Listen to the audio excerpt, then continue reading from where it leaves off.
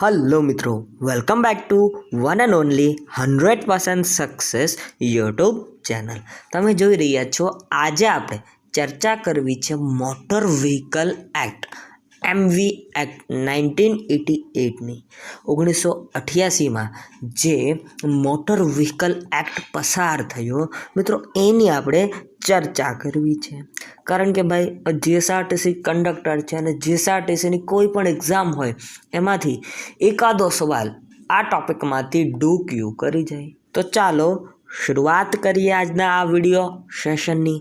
અને હા, વિડીયો શરૂ કરતાં પહેલાં કહી દો, વિડીયોને લાઈક, શેર, કોમેન્ટ કરવાનું ના ચૂકતા.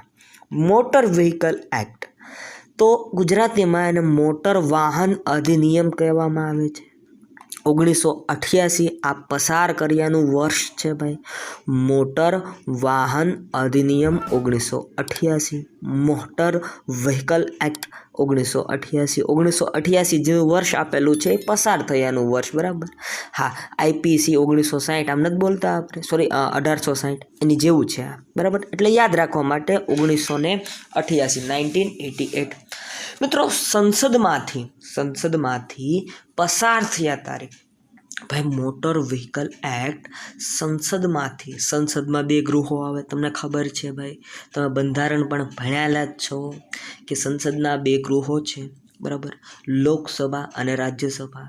તો મિત્રો સંસદમાંથી પસાર થયા ત્યાં તારીખ આપેલી છે 14 ઓક્ટોબર 1988, બરાબર. 1988 તો 14 ઓક્ટોબર 1988ના રોજ તમામ ગૃહોમાંથી આપણો મોટર વ્હીકલ એક્ટ પસાર થઈ ગયો હતો.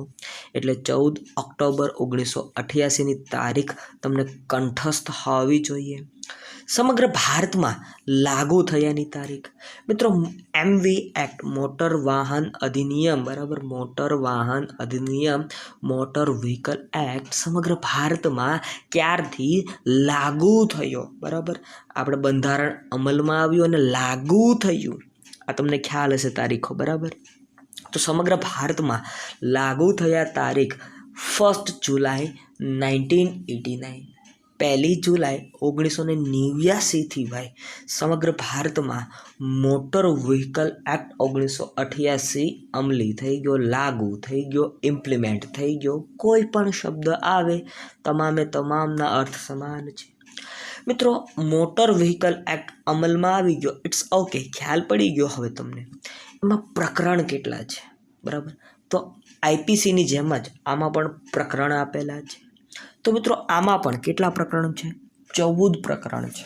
યાદ રાખજો, મોટર વાહન અધિનિયમમાં કેટલા પ્રકરણ આપેલા છે? તો મોટર વાહન અધિનિયમમાં 14 પ્રકરણ છે. કુલ કલમો કેટલી છે? તો 217 ભાઈ. કેટલી કલમો છે? મોટર વાહન અધિનિયમમાં કુલ 217 જેટલી કલમો આપેલી છે ભાઈ. યાદ રાખતા જાજો, આ બધામાંથી ભાઈ પ્રશ્નો તમારી એક્ઝામમાં આવી શકે છે. આગળ વધીએ તો મિત્રો પ્રકરણ 1. તો પ્રકરણ 1માં આમ તો પ્રસ્તાવના હોય, બરાબર. તમે જાણો છો એમાં તમને વ્યાખ્યાઓ આપેલી હોય, કઈ કઈ જગ્યાએ લાગુ પડશે, આવી બધી વિગતો આપેલી હોય. તો બસ આ જ છે ભાઈ પ્રકરણ 1. તો એમાં ટૂંકી સંજ્ઞા આપેલી છે, એટલે કે વ્યાખ્યાઓ આપેલી છે. વિસ્તાર ક્યાં ક્યાં સુધી માન્ય રહેશે મોટર વાહન અધિનિયમ, એ વિસ્તારની સમજૂતી. મિત્રો ટૂંકી સંજ્ઞા એટલે કંડક્ટરની વ્યાખ્યા કઈ કલમમાં છે, આવો પ્રશ્ન પૂછાય, બરાબર. પછી ડ્રાઈવરની વ્યાખ્યા કઈ કલમમાં છે, આવો પ્રશ્ન પૂછાય. LMV વાહન કોને કહેવાય, આવો પ્રશ્ન હોય. તો એ બધું પ્રકરણ 1માં છે. ટૂંકી સંજ્ઞા, વિસ્તારની સમજૂતી ભાઈ. કલમ 1 સમગ્ર ભારતમાં લાગુ પડે છે. જો IPCમાં આવું આવતું જમ્મુ કાશ્મીરમાં લાગુ ન પડે, બરાબર, ત્યાં રંજીત પિનલ કોડ લાગુ પડે. પણ મોટર વ્હીકલ એક્ટ ભાઈ, મોટર વાહન અધિનિયમ 1988 સમગ્ર ભારતમાં લાગુ પડે છે. ભલે પછી તે જમ્મુ કાશ્મીર હોય, કેન્દ્ર શાસિત પ્રદેશ ભલે હોય, બરાબર, લદ્દાખ હોય, તો તમામે તમામ સમગ્ર ભારતમાં આ લાગુ પડે છે. કલમ 1 એવું કહે છે કે સમગ્ર ભારતમાં લાગુ પડે છે મોટર વાહન અધિનિયમ. કલમ 2 વ્યાખ્યાઓ આપેલી છે. હવે કઈ કઈ વ્યાખ્યાઓ આપેલી છે, બરાબર, એની પણ થોડીક ચર્ચા કરવી જોઈએ, કારણ કે આમાંથી ભાઈ પ્રશ્નો બને છે. તમને ડાયરેક્ટ આવો પ્રશ્ન પૂછાય, કંડક્ટરની વ્યાખ્યા મોટર વાહન અધિનિયમની કઈ કલમમાં આપેલી છે? તો કલમ નંબર 2માં કંડક્ટરની વ્યાખ્યા રજૂ કરેલી છે. યાદ રાખજો ભાઈ, પૂછાઈ ગયેલો પ્રશ્ન છે. મિત્રો વાત કરીએ કલમ 2માં વ્યાખ્યાઓ કઈ કઈ છે. તો ટ્રેલર વાળું વાહન કોને કહેવાય? ટ્રેલર બોગી વાળું, એમ બરાબર, બોગી વાળું વાહન, જેમ કે ટ્રેક્ટર 2 ભાગમાં વિભાજિત હોય, પાછળની બોગી હોય, બરાબર, એ રીતે ટ્રેલર વાળું વાહન તો ટ્રેક્ટર. કોન્ટ્રાક્ટ કેરેજ કોને કહેવાય? ડ્રાઈવરની વ્યાખ્યા આપેલી છે, કંડક્ટરની વ્યાખ્યા આપેલી છે.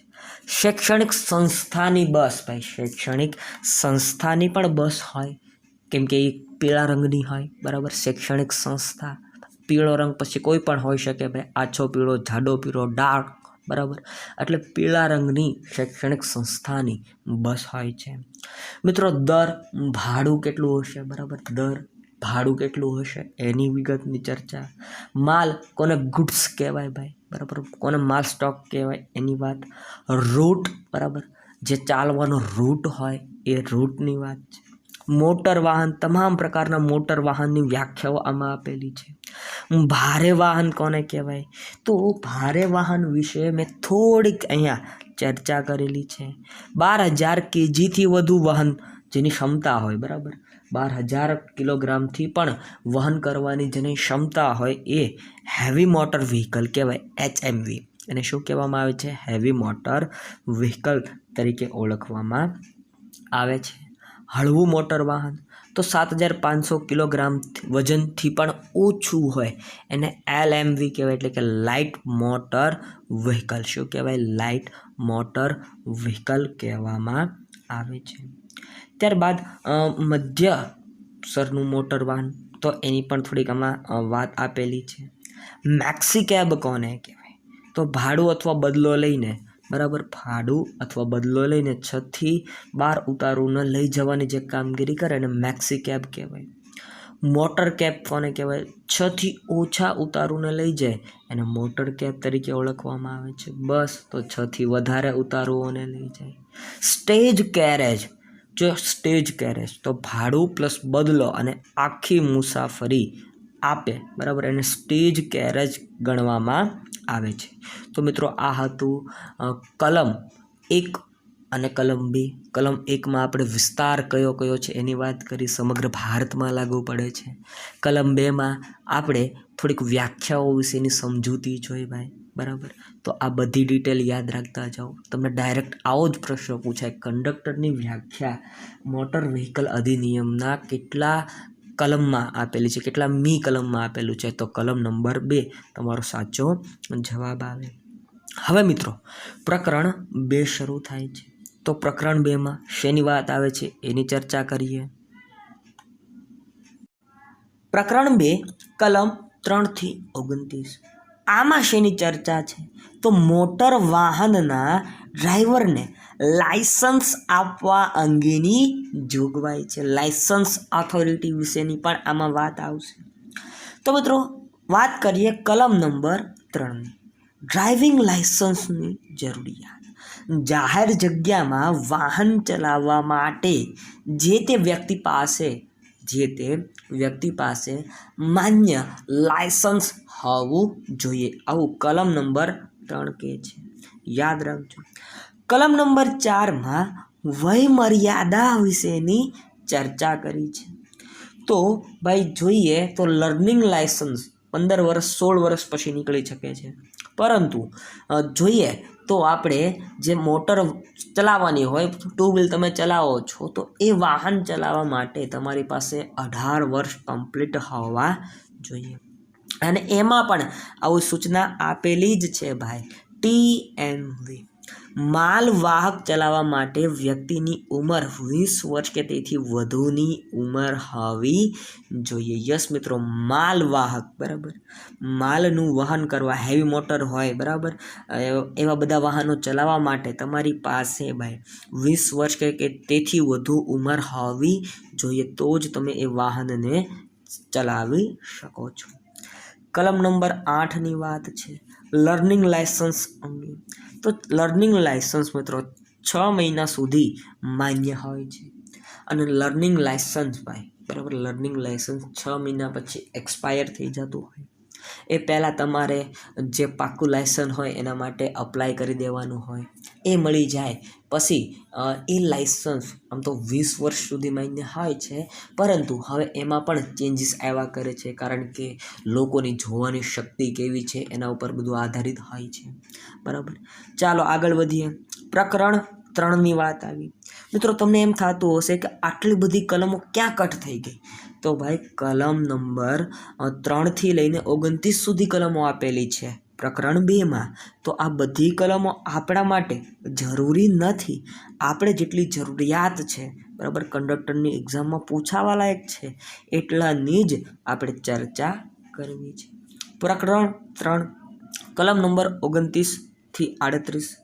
તો સ્ટેજ કેરીજના કંડક્ટરના લાયસન્સ અંગેની બાબત. યસ મિત્રો, મોસ્ટ આઈએમપી. કલમ નંબર 29 કેટલી વાર પૂછાઈ ગઈ. કંડક્ટરના લાયસન્સની જરૂરિયાત કઈ કલમ અંતર્ગત છે? તો મોટર વાહન અધિનિયમની કલમ 29 અંતર્ગત ભાઈ એની જરૂરિયાત છે, યાદ રાખજો. કલમ નંબર 31 કંડક્ટરના લાયસન્સની ગેરલાયકાતો. કંડક્ટરના લાયસન્સની ગેરલાયકાતો એટલે કે કંડક્ટર કોણ ન બની શકે, આમ તો એમ કહેવાય. બરાબર, તો વ્યક્તિની ઉંમર 18 વર્ષથી ઓછી હોય એ ક્યારેય કંડક્ટર બની શકે નહીં. લાયકાત ન હોય બરાબર, સરકાર દ્વારા લાયકાત નક્કી કરવામાં આવે, જેમ કે 10 પાસ, તો એ જ વ્યક્તિ કંડક્ટર તરીકે ભાઈ જઈ શકે છે. 10 પાસ ન હોય તો કંડક્ટરનું લાયસન્સનું ફોર્મ ન ફિલઅપ કરી શકે. બરાબર, એ એક. ત્યારબાદ શારીરિક રીતે અશક્ત ગણાયેલ હોય તે પણ કંડક્ટર લાયસન્સ માટે એપ્લાય ન કરી શકે.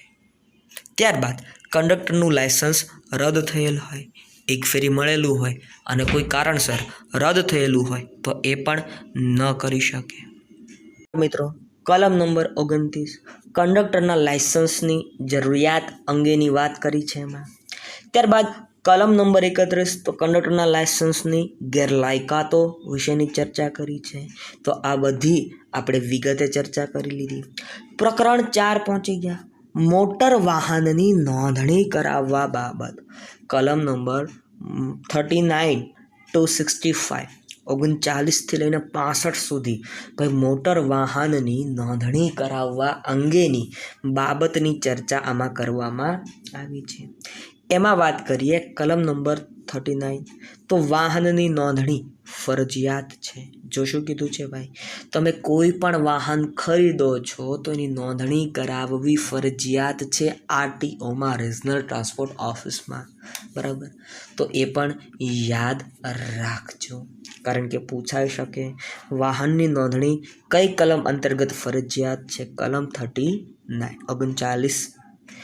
કલમ 43 કામ ચલાવ રજિસ્ટ્રેશન. ભાઈ તમે તાત્કાલિક શોરૂમમાંથી ગાડી લાવી નાખી તો એને ચલાવી શકો છો, પરંતુ મર્યાદામાં રહીને. બરાબર, અને કામ ચલાવ રીતે તમે ચલાવો છો. બરાબર, કામ ચલાવ રજિસ્ટ્રેશન ઉપર તમે એક ગાડી હંકારો છો એટલે એને ધ્યાનથી હંકાળવાની હોય. જ્યારે રજિસ્ટ્રેશન થઈ જાય ઇટ્સ ઓકે, ત્યારે કંઈ વાંધો નથી, પરંતુ જો ન થયું હોય બરાબર, આમ તો સમયગાળો હોય છે, 1 મહિનાનો સમયગાળો આપતા હોય છે અને અમુક કિલોમીટર પણ આપતા હોય છે, તો એ પણ એક વિગત ધ્યાનમાં લેજો. કલમ નંબર 46 વાહનના નોંધણી સર્ટિફિકેટ બાબત સમગ્ર ભારતમાં માન્યતા. એટલે કે આરસી બુક. બરાબર, આરસી બુક કઈ રીતે માન્ય છે આખા ભારતમાં એની વાત છે. બરાબર, સમગ્ર ભારતની તમને પરમિટ મળતી હોય છે. ત્યારબાદ મિત્રો પ્રકરણ 5 હેરફેરના વાહનનું નિયંત્રણ. હેરફેરના વાહનનું નિયંત્રણ એટલે બરાબર માલ સામાનની હેરફેર કરતા હોય એ. ત્યારબાદ માલ સામાન હોય બરાબર, ગુડ્સ હોય એટલે કે માલ હોય, તો એનું જે વાહન કરતા હોય એના માટેનું જે હેરફેરની કલમો છે, કલમ 66થી લઈને 96 સુધી દર્શાવેલી છે ભાઈ. પ્રકરણ નંબર 6 રાજ્ય પરિવહન સંસ્થાઓ અંગેની જોગવાઈ. તો અમદાવાદ મ્યુનિસિપલ કોર્પોરેશન દ્વારા સંચાલિત AMTSની સર્વિસ આ રાજ્ય પરિવહન સંસ્થા અંગેની જોગવાઈઓ છે ભાઈ, બરાબર. અમદાવાદ મ્યુનિસિપલ કોર્પોરેશન દ્વારા AMTS ચલાવવામાં આવે છે તો એ રાજ્ય સરકાર હસ્તક છે ભાઈ, બરાબર. અમદાવાદ જિલ્લાના મ્યુનિસિપલ કોર્પોરેશન હસ્તક છે. તો આવી બધી સંસ્થાઓની વાત આમાં કરવામાં આવી છે. પ્રકરણ 7માં જોઈએ તો મોટર વાહનની બનાવટ, સજાવટ અને જાળવણી. યસ મિત્રો, મોટર વાહનની બનાવટ કેવી હોવી જોઈએ, એની સજાવટ કેવી હોવી જોઈએ, એનું લુક કેવું હોવું જોઈએ, એની માન્યતા છે કે કેમ, એ પ્રકરણ નંબર 7માં વિગતે ચર્ચા છે, બરાબર. આપણે એની કલમો જોવાની નથી કારણ કે આપણા માટે એટલી ઉપયોગી પણ નથી. પ્રકરણ 8 ટ્રાફિક કંટ્રોલ. ટ્રાફિક કંટ્રોલમાં ભાઈ આપણે જે જરૂરી કલમો છે એની વિશેની ચર્ચા કરવી છે. કલમ 112 કલમ 138 સુધી. કલમ 112 મિનિમમ સ્પીડ અંગે. ભાઈ ઓછામાં ઓછી સ્પીડ કેટલી હોવી જોઈએ એની વાત છે, બરાબર. ક્યારેક તમે મતલબ કે ફ્લાયઓવર જતા હો, ફ્લાયઓવર ઉપર, અને ત્યાં તમને મેક્સિમમ સ્પીડનું ચલાણ આવે, બરાબર. તો એ તમે વધારે સ્પીડમાં ગાડી ચલાવતા હો એટલા માટે. બાકી ત્યાં જ્યારે હાઈવે અથવા તો ફ્લાયઓવર શરૂ થાય ત્યાં જ બોર્ડ મારેલું હોય છે મેક્સિમમ સ્પીડ લિમિટ, તો એ લિમિટ પ્રમાણે ચલાવો, તમને ચલણ ન આવે. મિત્રો અહીંયા વાત કરીએ તો શાળા પાસે મિનિમમ સ્પીડ 30 કિલોમીટર પ્રતિ કલાકની જ હોવી જોઈએ, બરાબર. મતલબ કે 30 કિલોમીટર 30 કિમીની જ ઝડપે તમે ચાલતા હોવા જોવો, નકર તમારા ઉપર કાયદેસરની કાર્યવાહી થાય. કારણ કે શાળા હોય તો આજુબાજુમાંથી બાળકો ઓચિંતાના આવી શકે એટલા માટે. કલમ 122 ભયજનક રીતે વાહન મૂકીને ચાલ્યા જવું. ભાઈ ભયજનક રીતે એટલે વાહન પડે એ રીતના, બરાબર. બ્રેક લગાવ્યા વગર ચલા જવું, બરાબર. પડે, ઓચિંતાનું સરકવા લાગે, 4 વ્હીલ હોય તો ઓચિંતાની સરકવા લાગે, ઢાળમાં એમને મૂકીને વયા જાવ તો આ ભયજનક રીતે વાહન મૂકીને ચાલ્યા જવું, એના માટે કલમ 122. કલમ 124 વગર પાસ વગર ટિકિટે મુસાફરી કરવી. જો મિત્રો, વગર પાસ કે વગર ટિકિટે મુસાફરી કરવી એ કાયદેસર રીતે નથી, બરાબર. મતલબ કે ગેરકાયદેસર છે, ગુનો બને છે, બરાબર. એની વાત 124માં છે, કલમ 124માં છે. પરંતુ મિત્રો એનો દંડ થાય, બરાબર. 500 રૂપિયા અથવા જે કંડક્ટર નક્કી કર્યો હોય અથવા જે પ્રમાણે કાયદેસરની કાર્યવાહી થતી હોય એ પ્રમાણે. તો દંડની કલમ પાછું 178 છે, બરાબર. 178 છે. એટલે એ બંનેમાં તમે કન્ફ્યુઝ થતા નહીં. કલમ 125 ડ્રાઈવરને નડતરરૂપ ન થવું. ભાઈ કલમ 125 એવું કહે છે કે ડ્રાઈવરને નડતરરૂપ તમારે વસ્તુ અથવા નડતરરૂપ તમારે પણ ખુદને થવાનું નથી. કલમ નંબર 129 હેલ્મેટ વગર મોટરસાયકલ હંકારવી. તો જો ભાઈ તમને કાયદેસરનો અહીંયા વાત કરવામાં આવી છે કે કોઈ પણ વ્યક્તિ એ હેલ્મેટ વગર મોટરસાયકલ હંકારી શકતા નથી, કલમ 129 અંતર્ગત.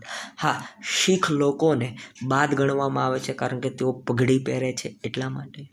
તો મિત્રો શહેરી ક્ષેત્રોમાં પણ બાદ ગણવામાં આવે છે કારણ કે જ્યાં હોર્ન વધારે વાગતા હોય, ધુમ્મસનું વાતાવરણ હોય એટલા માટે. બાકી નેશનલ હાઈવે હોય, સ્ટેટ હાઈવે હોય તો ત્યાં હેલ્મેટ પહેરવું ફરજિયાત છે.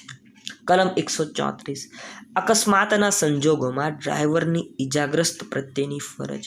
ભાઈ કલમ 134 એવું કહે છે કે અકસ્માત થયો હોય આવા સંજોગોમાં ડ્રાઈવરની ઈજાગ્રસ્ત પ્રત્યેની ફરજ. ઈજાગ્રસ્ત વ્યક્તિ હોય એમને મદદરૂપ થવું, આ કોની ફરજ છે? તો ડ્રાઈવર કંડક્ટર બંનેની આ ફરજ છે ભાઈ. પ્રકરણ 9 ભારત બહાર જતા કે ભારતમાં થોડા સમય માટે આવતા વાહનો સંબંધી. કલમ નંબર 139. તો મિત્રો આ આપણા માટે જરૂરી નથી, પરંતુ પ્રકરણ 9 યાદ રાખવાનું ભાઈ, પૂછાઈ શકે. પ્રકરણ 10 કોઈ કેસોમાં દોષ વિના જવાબદારી. કલમ નંબર 140 144 વચ્ચેની વાત આમાં કરવામાં આવી છે. પ્રકરણ નંબર 11 થર્ડ પાર્ટી રિસ્કના સંબંધમાં. થર્ડ પાર્ટી વીમો, બરાબર. તો કલમ નંબર 145 164ની આમાં ચર્ચા કરવામાં આવી છે. પ્રકરણ 12 ક્લેમ ટ્રિબ્યુનલ્સ વિશે. ભાઈ ક્લેમ કરવામાં આવે, બરાબર, તમારી પાસે કોઈક દાદ માગે, ક્લેમ માગે, તો એના માટે ટ્રિબ્યુનલ્સની રચના કરવામાં આવી છે. એ મુજબની જ કાર્યવાહી થવી જોઈએ. કલમ નંબર 165 થી 176 સુધીની વિગત આમાં આપેલી છે. પ્રકરણ નંબર 13 ગુના, વિધિ અને શિક્ષા. યસ મિત્રો, આ આપણા માટે કામની છે એટલા માટે. આમાં મિત્રો કલમ નંબર 177 થી 210 સુધી. કલમ 178 પાસ ટિકિટ વગરની મુસાફરીને દંડની જોગવાઈ. તો વધુમાં વધુ 500 રૂપિયા તો દંડ લઈ જ શકે છે. બાકી મુસાફરી મુજબ મુસાફરીનું ભાડું કેટલું છે એના આધારે કંડક્ટર અથવા તો જે ચેકિંગ ઇન્ચાર્જ હોય એ ભાઈ ટિકિટના પૈસા વસૂલ કરી શકે છે, બરાબર. બાકી ગુનો બને છે એની વાત કરીએ આપણે. કલમ 100 યસ, તમારે કમેન્ટ સેક્શનમાં કમેન્ટ કરીને મને હવે કહેવાનું છે. કલમ 183 ગતિ મર્યાદાનો ભંગ કરીને વાહન હંકારવું. ભાઈ સ્પીડ લિમિટનો આપણે વધારે વહી જવું, બરાબર, સ્પીડ લિમિટ હોય એના કરતાં વધારે વહી જવું તો એ પણ કાયદેસરનો ગુનો બને છે. કલમ 184 ભયજનક રીતે વાહન હંકારવું અને તેનો દંડ. તો કલમ 14 પ્રકરણ, અહીંયા મિત્રો પ્રકરણ 14 આવશે જેમાં પ્રકરણની વાત છે.